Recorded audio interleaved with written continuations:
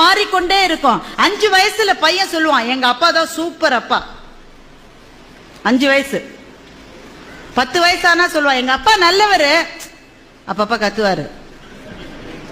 15 வயசுல சொல்லுவான் அம்மாவை கூப்பிட்டு உன் வீட்டுக்காரர்கிட்ட சொல்லிடுமா, அப்பப்ப என் ரூட்ல வராரு, மரியாதையா இருக்காரு. 20 வயசானா பையன் சொல்லுவான் எப்படிமா இந்த ஆளை போய் நீ கல்யாணம் பண்ணிட்ட அப்படின்னா பையனுக்கு 20 வயசுன்னு அர்த்தம்.